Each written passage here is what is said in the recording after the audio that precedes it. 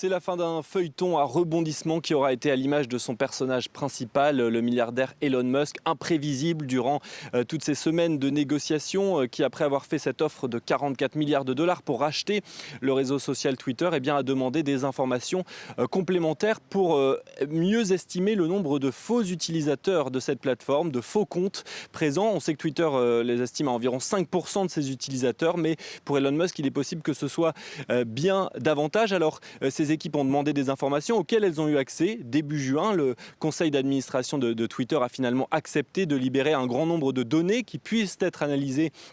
par les équipes d'Elon Musk, mais voilà, cela n'a visiblement pas satisfait le patron de Tesla qui donc se retire de son offre de rachat et cela n'est pas sans conséquence puisqu'il y avait une clause de rupture qui était prévue depuis le départ.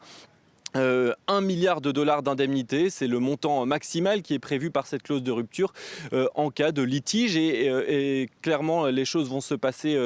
en justice puisque le patron de Twitter a déjà annoncé qu'il allait effectivement